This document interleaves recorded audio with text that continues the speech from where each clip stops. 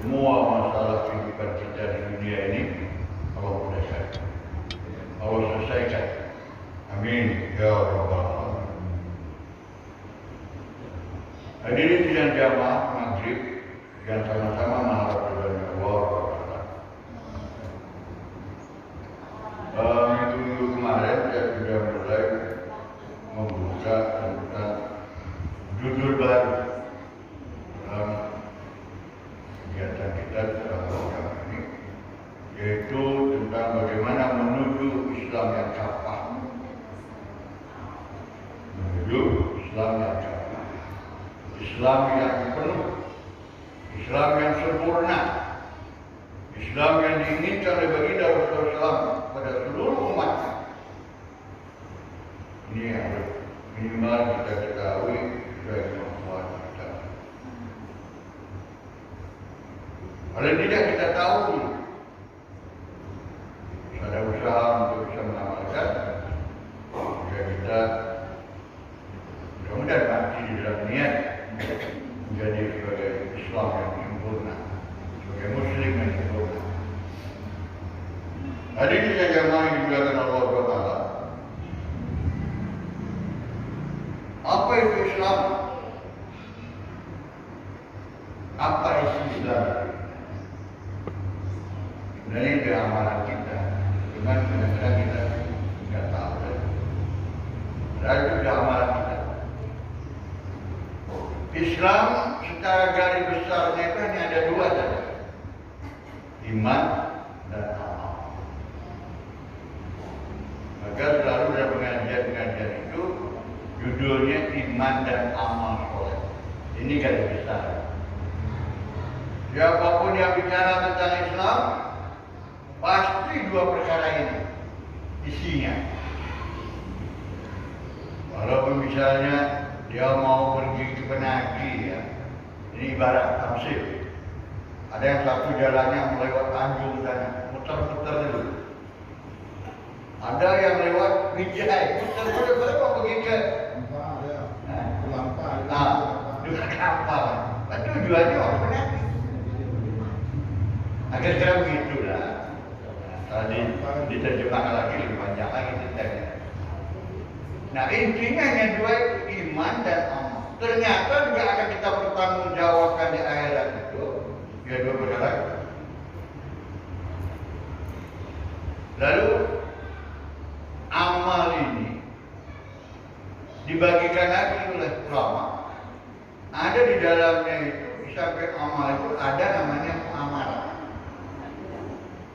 Muamalah ini hubungan kita tentang hubungan sesama manusia, tapi khusus kepada jual beli, sewa menyewa, itu muamalah. Kontrakan dan sebagainya yang berhubungan ekonomi. Kemudian ada juga di dalamnya muasyarah. Muasyarah ini hubungan antara sesama manusia, khususnya sesama muslim. Bagaimana hubungan kita kepada orang tua? Bagaimana hubungan kita sama keluarga? Bagaimana hubungan kita dengan tetangga? Bagaimana hubungan kita kepada seluruh umat ini? Bagaimana hubungan antara kita dengan agama lain? Itu diatur di dalam masalah. Dan terakhir, jadi 5 perkara inilah yang ada di dalam Islam ini. Iman, amal, muamalah, muasyarah. Ini yang kita sampaikan, yang kita coba mengkupas sesuai kemampuan, ya. Karena ilmu agama ini masya Allah, makin dikupas makin ada kulit, nggak habis-habis. Jadi jangan heran kalau bicara tentang agama ini pasti jangan lepas bicara tentang iman, tidak lepas bicara tentang amal, tidak lepas bicara tentang muamalah, muasyarah, akhlak. Karena itulah Islam. Nah, sekarang kita coba bicara tentang iman yang sempurna dengan agama sesuai kemampuan Syahid sebagai narasumber. Tapi kalau itu bertentangan, jangan dipertentangkan. Anggap aja sebagai tambahan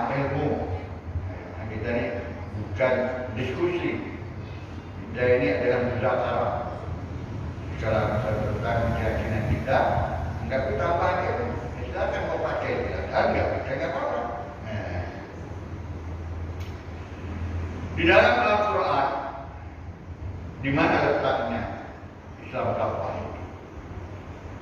Salah satunya di dalam surat Al-Baqarah ayat 208. Rindu dalam baca.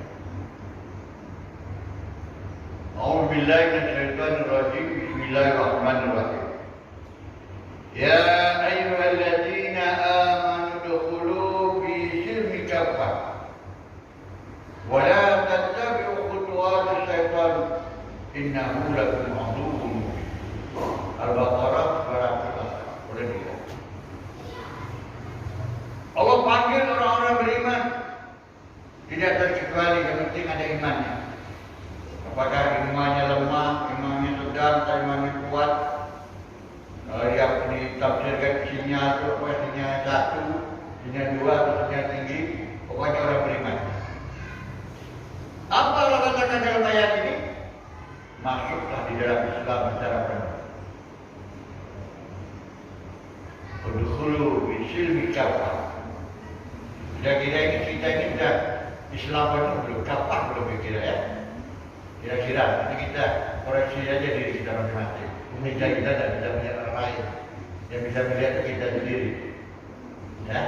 Tapi mudah-mudahan nanti dengan mengikuti pengajian itu, akan ketemu itu. Tapi kalau sekali datang, sekali tidak, apalagi tidak pernah datang, tidak pernah duduk, tidak akan dapat itu. Mudah-mudahan mungkin Allah berikan di tempat lain. Tapi sejatinya akan coba terjelas kemampuan. Mungkin dia kalau betul silakan diterima dan diamalkan. Kalau masalah sebagai ilmu tambahan saja dan tanggung pada Allah. Jadi yang pertama iman. Bagaimana kita mendapatkan iman yang sempurna ini? Mendapatkan iman sempurna, bentuk iman sempurna. Apa itu iman yang sempurna? Kalau kita mau belajar pada Rasulullah, tapi terlalu tinggi. Rasulullah katakan ulama itu pewaris, sahabat itu semuanya ulama. Maka nggak salah kalau kita belajar dengan sahabat. Bagaimana hebatnya iman sahabat itu. Jadi sahabat itu rata-rata imannya sudah kafah sempurna. Sahabat ya. Lalu siapa disebut dengan sahabat itu? Orang yang hidup pada zaman Rasulullah, kemudian berjumpa dengan Rasulullah dan beriman kepada Allah dan Rasulullah. Itu disebut sahabat. Kalau Abu Jahal sahabat tak? Tidak. Abu Lahab tidak. Walaupun mereka ini hidup pada zaman Rasulullah, berjumpa dengan Rasulullah, tahu dia karomah kehebatan Rasulullah, tapi dia tidak beriman kepada Allah dan Rasulullah. Maka dia tidak disebut sahabat. Nah, itu perbedaannya. Mudah-mudahan sudah tahu semua lah itu. Cuma saya kan mengulang-ulang saja. Mudah-mudahan sudah tahu apa perbedaan sahabat dan bukan sahabat. Karena mereka hidup pada satu masa. Berjumpa dengan Rasulullah. Dia tidak mengimani keberadaan Rasulullah sebagai Rasul dan tidak beriman kepada Allah. Dan dia tidak disebut sebagai sahabat. Itu perbedaannya antara sahabat dan bukan sahabat. Walaupun hidup pada satu masa. Sama dengan itu. Nah, sahabat ini imannya luar biasa. Mereka sudah memasuki Islam berkafah. Kita ingin belajar. Supaya kita bisa menjadi orang tua. Karena sahabat ini termasuk diceritakan dalam Al-Quran itu orang yang sukses. Orang yang mendapatkan ridhonya Allah. Allah ridho pada mereka. Mereka pun ridho pada Allah. Bahkan mereka ini dalam hadis-hadis dikatakan dijamin masuk surga. Allah. Kita ingin belajar. Jadi iman yang kafah yang sempurna itu, saya yakin semua kita sudah belajar sifat 20. Sudah? Ya mau jangan? Ya, cuma udah kalau disuruh bicara sifat 20, saya nggak ada apa-apa. Kita memang bisa menjelaskan secara detail kalau hebat, dia bisa menjelaskan saya. Tapi saya nggak bisa. Itulah kebodohan saya. Tapi sifat 20 itu betul.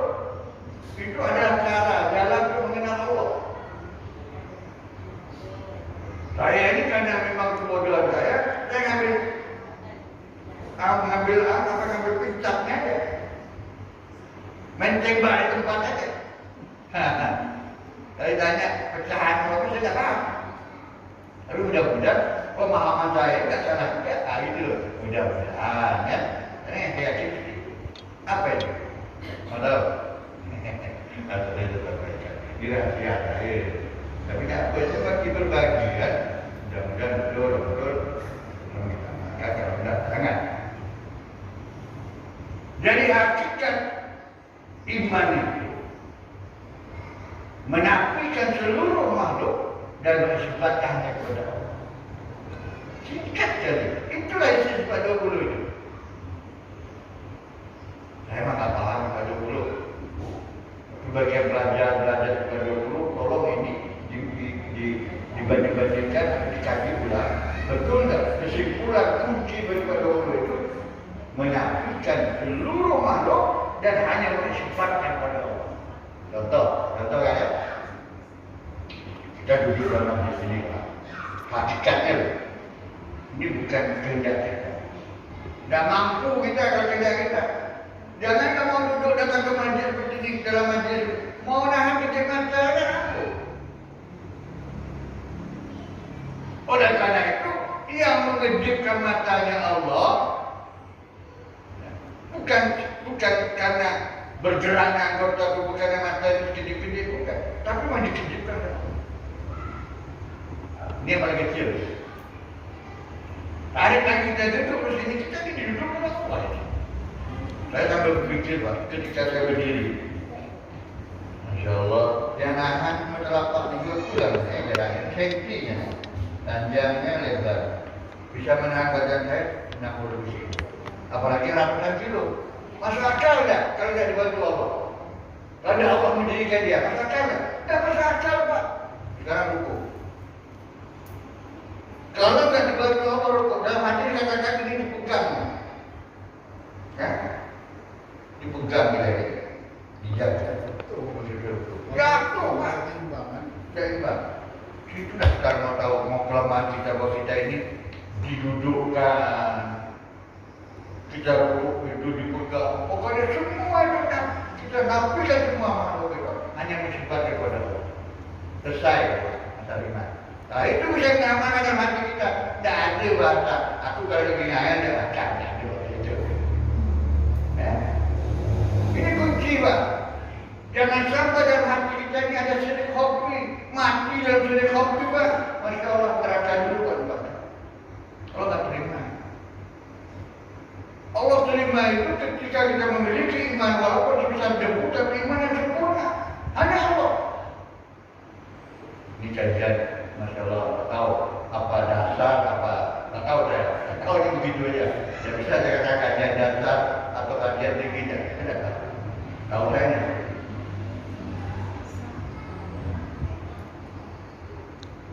Bahkan di dalam Al-Quran kalau kita mau kalau kita mau memperkuat keyakinan kita bahwa semua itu Allah, ada surat At-Taubah ayat 111 ada bisa dibuka. Taubah ayat 111 apa ini? Inna Allah astara minal mu'minina anfusahum wa amwalahum bi'annahumul jannah. Berarti artinya, tapi insya Allah ya mudah-mudahan pahami dari bahwa sesungguhnya Allah telah membeli kepada orang-orang beriman nyawa dan hartanya dengan surga. Kita tidak punya apa-apa, kan? Kita tidak punya apa-apa. Memang dalam Quran yang dua kata kita bukan dipercaya lagi seluruh yang kita miliki bukan milik kita. Kita hanya pinjam pakai. Mobil dari kaum saya, Allah titipkan. Maka itu yang sama sekadar mati. Saya tidak berani mengatakan itu milik saya. Kapan saya bikin mobil? Allah titipkan. Kalau kita bisa seperti itu, maka tidak ada kesombongan. Kita ada terikat. Pikir gimana? Betul? Tahu siapa? Ya. Tapi kalau kita terikat dengan dunia ini, Masya Allah. Dunia, harta, pangkat, jabatan, kalau kita terikat dengan itu, habislah hidup kita. Kita kejar, kita kejar bayang-bayang. Bayang-bayang burung itu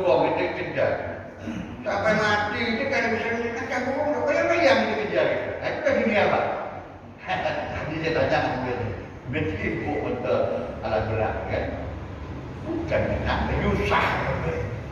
Betul, dunia menyusah tidak. Tapi bukan berarti nggak boleh usaha, boleh. Kerja itu wajib Pak. Kita juga boleh, tapi kita memiliki harta, jabatan, pangkat, hidup boleh. Tapi itu kan nikmat Allah yang harus kita syukuri. Bentuk syukur saya bisa katakan taat dalam beribadah. Kerjakan amal ma'ruf, kita hancurkan. Sehingga kita menjadi orang yang mutakin. Orang mutakin, orang itu bertakwa, menjalankan semua perintahnya Allah dan menjauhkan semua larangan Allah. Kalau itu kita bisa lakukan, walaupun kita jadi kaya raya, jadi termasuk 10 besar naga misalnya, tidak masalah. Tidak masalah. Mau jadi presiden Indonesia boleh, tapi ingat itu hanya titipan. Nah, begitulah Islam mengatur. Amanah. Ini baru jadi RT, maaf kalau jadi dia, tempat lain. Allah, gimana dia bilang lagi? Allah, ibu. Kalender. Tidak di sini, jadi tempat lain, Pak. Jadi RT saja sibuk. Apa lagi mau jadi bupati? Satpol. Satpol itu. Ibu. Habis dunia ini seperti mengejar bayang-bayang. Oh, nangkap burung, bayang-bayang dikejar, tangkap burung itu. Tidak bayangin. Itu pemahaman, maksudnya agama itu bukan hanya sekedar pemahaman. Tahu, diajak ke masjid, aku dah tahu ke masjid. Tiap hari lewat masjid. Kita tidak minta supaya lewat masjid. Ayo kita ramaikan masjid, makmurkan masjid. Bagaimana caranya? Ayo sholat berjamaah, kecuali sakit atau memang sesuatu yang tidak bisa ditinggalkan. Tapi sebagian besar waktu kita itu ada. Maka Rasulullah sampai beliau meninggal tidak pernah sholat sendirian. Boleh? Bukan jalan. Sampai sakit mau meninggal ke masjid, dia minta dibawa ke masjid jadi makmum, perwakilan juga jadi imam. Inilah membuktikan bahwa satu-satunya yang memperkuat ulama yang mengatakan hukumnya sudah berjamaah wajib. Walaupun kita paham sama ini adalah sunnah muakkadah. Tidak masalah. Yang bilang sunnah itu apa yang kita cuma dia. Apalagi yang meyakini wajib kan? Artinya apa? Mari kita berangkat. Kenapa Rasulullah seperti itu? Tidak pernah sholat sendirian. Sholatnya selalu berjamaah. Tidak selalu, seumur itu hampir berjamaah. Ternyata kalau saya mohon, mudah-mudahan tidak salah ya, tapi saya betul. Kalau salah mohon. Untuk akhir zaman ini, kalau mampu 2 perkara saja kita buktikan kepada Allah, kemudian kita tagih janjinya Allah, pasti Allah akan berikan. Apa itu? Makmurkan. Penuhkan masjid subuhnya seperti itu. Anggap? Makmurkan masjid subuhnya seperti hari Jumat. Yang lain apa lagi? Kita manusia mati ya, ingat jadi rumah. Yang kedua, seluruh wanita-wanita kita yang muslim keluar dari rumah cukup aurat. Tidak ada lagi buka rambut itu. Insya Allah kita tagih kepada Allah. Walau anna ahlal qura amanu wattaqau la fatahna alaihim barakatan min rahmatillah. Saya ingin ngajak masyarakat Natuna itu. Mari kita sama-sama pikir bagaimana makmurkan masjid. Kalau ini apa? Karena ayat ini Allah janji akan berikan kemakmuran. Bupati ya. Dan juga kan hanya berapa bupati ayat kita bupati kapan jalannya? Kita dulu mulai. Contoh masjidnya jamaah. Bagaimana jamaah yang ada sekarang ini? Ayo kita punya niat buat gerakan. Bagaimana masjid jamaah ini penuh dengan orang sholat. Jika masjid punya tanggung jawab. Itu baru namanya DKM. Dewan Kemakmuran Masjid, bukan Dewan Kemakmuran Masjid. Kalau Dewan Kemakmuran Masjid dibuka masjid aja. Awal ada semua yang urusan. Saya selalu protes Pak. Kelompok yang diikuti, ya, Pak kenapa sudah protes? Kenapa buat DKM itu namanya Dewan Kepengurusan? Ya diurus Masjid ada bocah dicat, masjid ada sejadah diberikan sejadah. Yang terpenting itu adalah bagaimana memakmurkan masjid. Dewan Dewan itu Dewan Kemakmuran Masjid. Berpikirlah kita untuk memakmurkan masjid. Apa yang mau dimakmurkan? Bukan dikasih uang makan, enggak.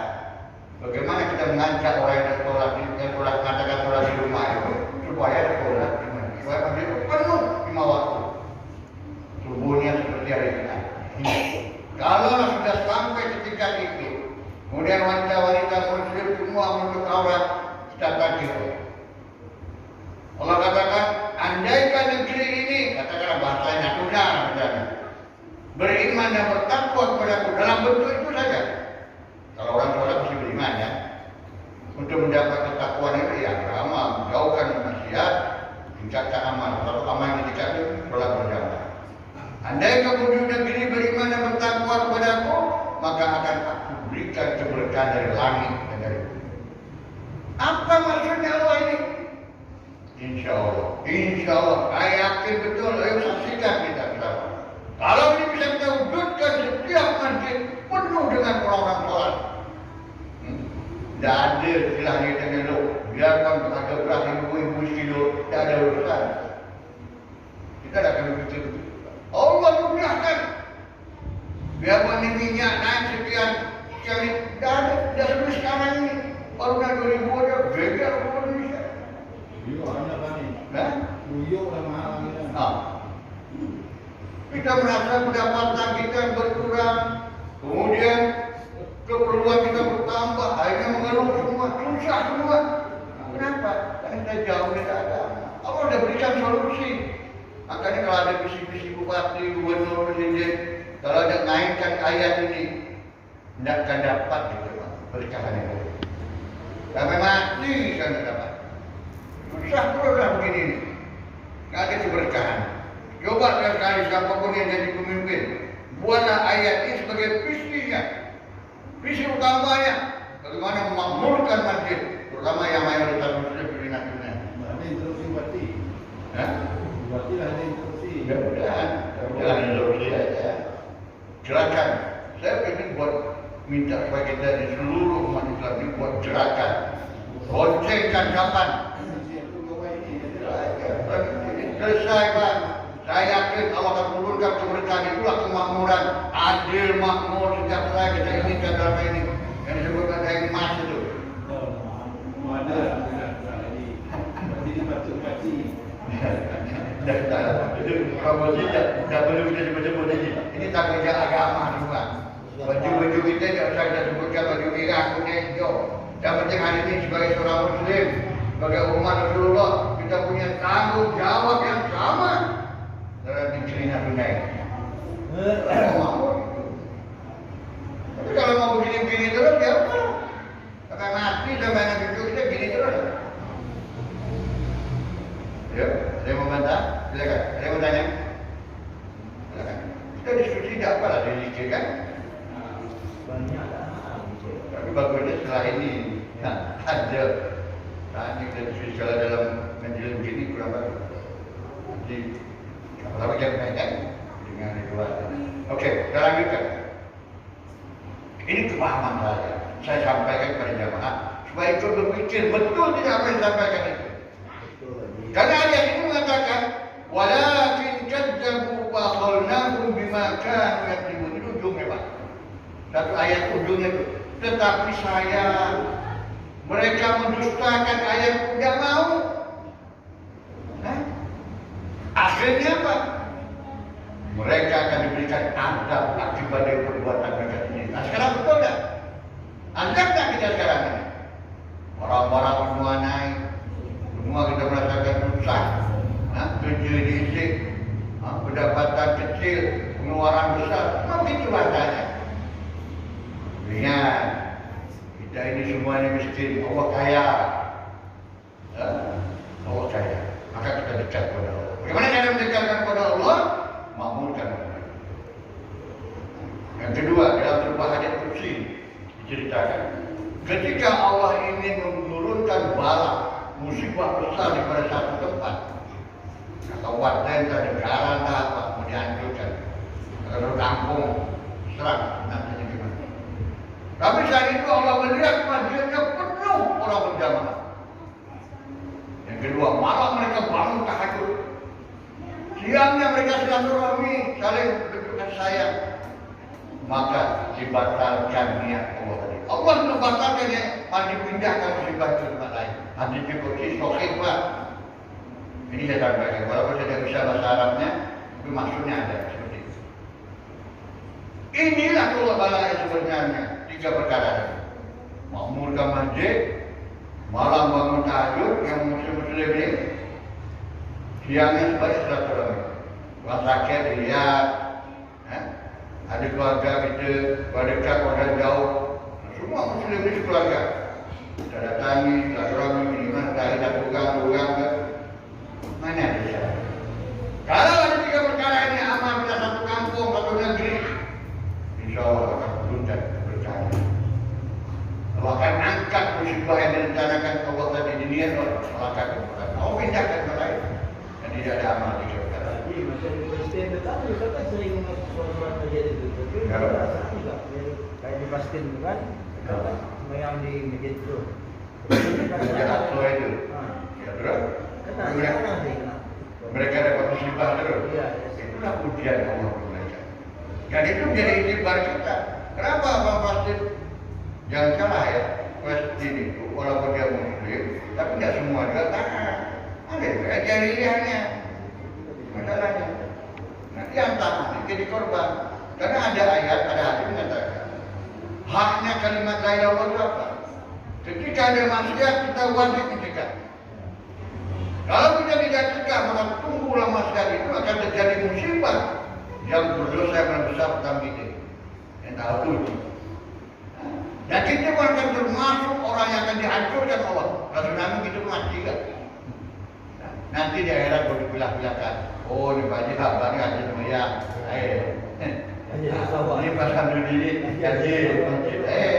Tapi di dunia ini apa yang diperkarakan musibah kita pun. Walaupun kasih makanya untuk amal ma'ruf dan munkar itu wajibkan semuanya, bukan hanya pemerintah, bukan hanya pemerintah, bukan semua kita yang mengaku Rasulullah, ta'muruna bil ma'ruf wa tanhauna 'anil munkar, wajib hukumnya. Baik. Kalau kita tidak mau urusan pribadi kita. Inilah saya sudah saya sampaikan. Karena mereka sampaikan ini sebagai kewajiban saya. Tapi berapa kali saya nyampaikan? Oh, baru 10 kali. Mungkin yang ke-11 kalau mereka mau. Nah, begitulah agak kemarin. Ini tidak ada artinya sampai jamaahnya mati atau saya mati dulu. Tahu mati dulu sebagai jamaah. Sebagai jamaah atau saya mati dulu. Sampai di situ akhir. Di mana dasarnya Rasulullah? Jadi Rasulullah mendakwahkan agama ini sampai nyawa di kerongkongan Pak. Beliau masih mengucapkan umati. Masih mengingat kita ini. Padahal begitu sakitnya sakaratul maut itu. Sampai keluar keringat-keringat ini. Sampai beliau berdoa, ya Allah, timpakanlah seluruh sakit sakaratul maut padaku. Jangan ditimpakan pada umatku. Sampai di situ Pak. Mikir kita ini. Terakhir pesan beliau, terakhir kali Ali sampai dengarkan mulut ini. Sayyidina Ali. Karena di ruangan itu hanya ada Sayyidina Ali sama Fatimah. Sahabat-sahabat ratusan di luar mana, nangis. Tidak tahu orang meninggal. Ali sampai dengarkan telinga di mulut Rasulullah pesan beliau, jaga sholat dan jaga orang yang lemah. Masyarakat yang lemah. Katakanlah, ya masyarakat kita yang lemah yang ekonomi, lemah agama, itu harus kita perhatikan. Itu pesan terakhir setelah umati.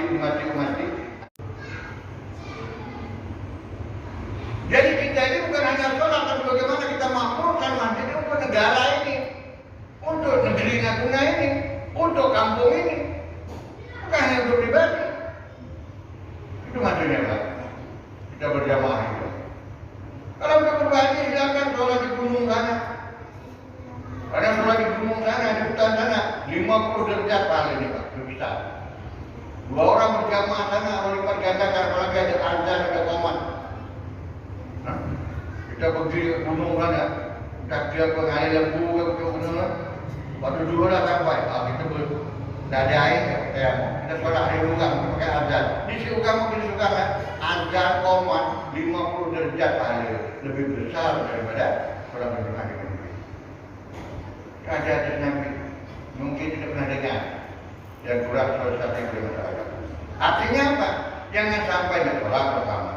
Tapi kalau ada dua orang harus diminta sampai berjamaah. Walaupun digulungkan, walaupun di tengah sawah, ada dua orang diminta berjamaah. Menilai pahala jauh besar. Tapi apa kenyataannya hari ini umat Islam? Aduh ya, ada pakai semayang, orang ada dulu. Ada pakai semayang, kawan yang kebun. Itu pun ada banyak. Tak kita saya gitu juga. Kalau kata tu, jangan belajar gimana dia tu. Pasti tertunda lah. Lapar kan ya? Ha? Kalau lapar lah, apa menula. Kita ni semua jaga. Orang lapar wajar dan penumpang. Insyaallah di mana-mana masih banyak. Orang tahu. Nah, intinya kita kembali. Semuanya ini bersumber kepada iman, Pak. Maka kita perlu pupuk iman dalam hati kita ini supaya kita mampu nanti ke tahap berikutnya mengamalkan agama. Jadi imannya berujung iman yang sempurna. Walaupun kita mati bahwa iman sebesar debu, tapi masih iman dia iman yang sempurna. Hanya Allah dalam hati kita ini, tidak ada makhluk. Allah yang menghidupkan, Allah yang mematikan, Allah yang menggerakkan, Allah yang semuanya Allah kan. Nafi ini menisbatkan apa? Menafikan seluruh makhluk dan menisbatkan hanya kepada Allah. Bahasanya begini. Obat bisa menyembuhkan penyakit karena dia berhajat kepada Allah. Dia minta kepada Allah karena dia ada makhluk. Obat makhluk. Dia bisa menyembuhkan penyakit tapi dia minta kepada Allah. Ini hakikatnya.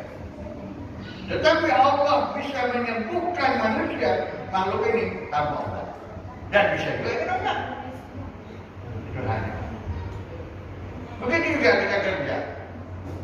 Kerja itu perintahnya Allah. Hasilnya Allah yang menentukan. Allah mau kasih, dia kasih perusahaan Allah. Kita gini air itu, bisa dengan sebab kita gini air itu, Allah berikan kita rezeki. Tetapi nyayal itu tidak bisa memberi kita rezeki.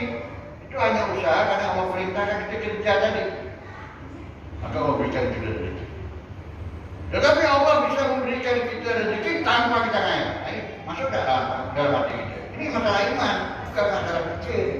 Otak kita terbatas. Ini masalah iman. Allah bisa memberikan kita rezeki tanpa kita nyayal. Mau tahu buktinya? Ya. Apa ya? Ini yang harus masuk ke dalam hati kita. Jangan sampai kita mengatakan, kali aku ngayal aku dapat ikan. Ya. Itu masih yakin pada asbab. Asbabnya pengayal. Asbab itu sendiri adalah makhluk. Sudah lah. Asbab makhluk. Kita nggak boleh yakin pada makhluk, yakin kepada Allah. Allah paling cemburu. Lebih cemburu lagi ketika istri kita didekati orang lain, laki-laki lain. Lebih cemburu lagi cewek kita pacar kita didekati orang lain, laki-laki lain. Allah lebih cemburu lagi ketika kita menduakan Allah, mendirikan orang yang lain. Kata Allah tidak suka dalam hati kita yang ada makhluk lain kecuali Allah saja. Di mana kita mau tahu? Kisah Nabi Musa. Dan sudah saya cerita di sini. Mudah-mudahan tidak paham. Nabi Musa sebelumnya mendapat iman yang sempurna, kami berikhtiar. Diperintahkan untuk pergi ke Mesir untuk mendakwahkan agama ini kepada Firaun. Apa kata Musa? Ya Allah, bagaimana nanti anak biniku siapa kasih makan? Kamu bahasa gitu. Nah, tapi Allah ingin masukkan hakikat iman tentang makan dengan Nabi Musa. Musa, kau pecah batu di depan kamu, batu besar itu, duduk kau. Pecah dulu. Pecah lagi, sampai sekecil-kecilnya. Tinggallah mungkin segenggam atau secepat. di jalanan sekitar ada seekor ular sedang makan daun segar. Ular dengan batu yang begitu besar bisa makan, apalagi kita. Dan siapa yang mesti dia makan? Allah. Dia tak bisa keluar dari batu itu dia makan, tapi dia makan daun segar, Pak. Allah ditunjukkan aku ni kuasa makan anak bini kau. Pergi dah dakwakan agama kepada Fir'aun itu. Nanti untuk agama. Nabi Musa berdoa, Rabbis sholli sadri wa yassir li amri wa hlul 'uqdatam min lisani yafqahu qawli. Ya Allah, mudahkanlah amal lisanku. Artinya macam artinya supaya bisa terima dakwah ini. Bisa Fir'aun mudah menerima, paham apa yang aku sampaikan, dengan kekuatan. Itulah kira doa itu. Itu sering kita baca. Rabbis sholli sadri wa yassir li amri wa hlul 'uqdatam min lisani yafqahu qawli. Itu doa Nabi Musa itu. Ya, supaya Fir'aun itu, kita pakai sekarang ini doa itu supaya ini yang dengar-dengar ini paham lebukakan hatinya. Dan seperti saya ini, maka nanti itu seliu-seliu kan. Jadi sudah lagi ya. Itulah kira-kira. Jadi kita akan bergulat terus di dalam masalah iman yang pertama ini sampai beberapa episode. Kemudian baru kita masuk nanti yang kedua dan seterusnya. Mudah-mudahan memberikan kepahaman dan kita niat untuk mengamalkan dan menyampaikan